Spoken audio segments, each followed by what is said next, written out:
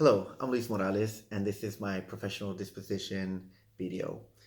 In this video, I'll talk about a couple of dispositions that were on the disposition self-assessment survey that I just took right now. And although all of these, I actually strongly agreed on all of them, are great, I plan to talk about two of them that I feel, if they are not the most important, they are very important. Uh, so let's begin. The first one I'd like to talk about is educators should be sensitive to individual learning and social needs of students and embrace the cultural diversity of the community. Uh, Being a faculty of color, I feel very strongly about this one. I think that as educators, we've got to put ourselves in our students' shoes and understand that not everybody's on the same playing field. Um, One of the biggest differences there are, especially in the school where I teach at, is the socioeconomic status. We have a school where there's a large portion of the students that come from a very high socioeconomic background. But then we also have that group of students that do not come from that. And we've got to be conscious of that.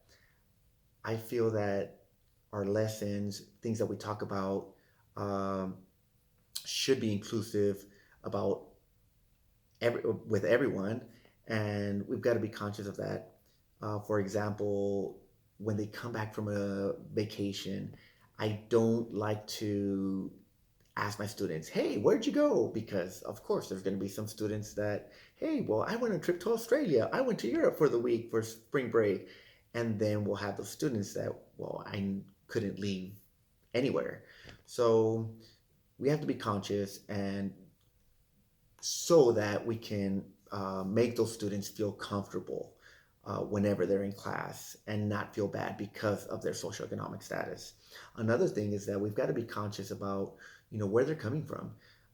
We have a group of students, a large group of students that are bused in and at times spend an hour to an hour and a half going to school and another hour and a half going back home.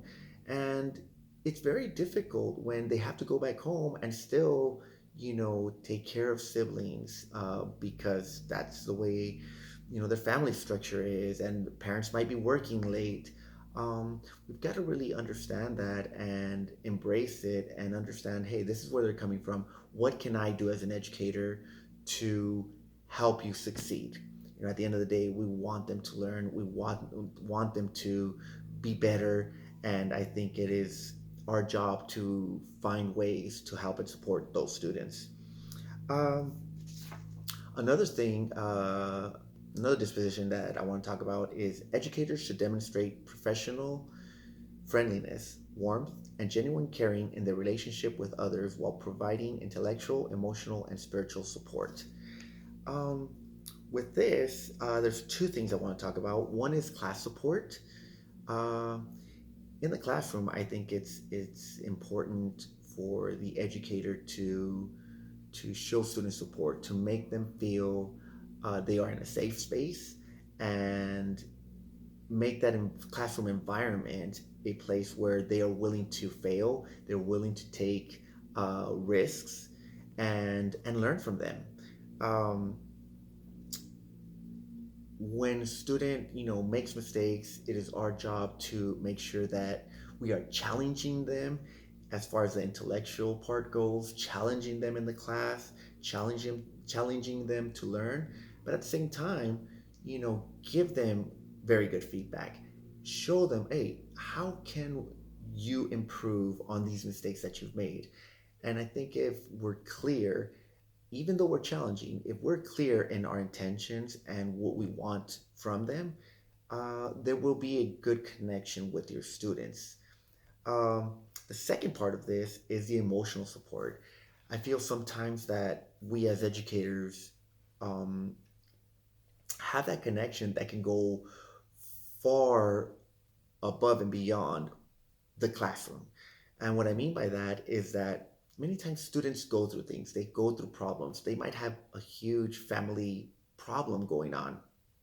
And from my experiences, I've noticed that when they know you really care, um, they will always do their best in your class, and they will really appreciate it, and they will take their learning to a higher level. In my experiences, I've had students where parents might have divorced while they're in my class. They've had a loss of someone, and by taking a minute, taking some time out of your own time to ask, "How are you doing? How can I help you? Hey, let's sit down and chat. You want to talk about it?" And really, really show that you care about not only them as a student, what grade they have, but who they are as a person. I think there's nothing more valuable than that. And I think that is one of the connections I always try to bring to my classroom, is that personal connection that, hey, regardless of what happens in the class, I want you to be a better person. And that if you ever go through something, I'm here for you, not only as a teacher, but as an educator, as an adult, and I will support you in whatever I can.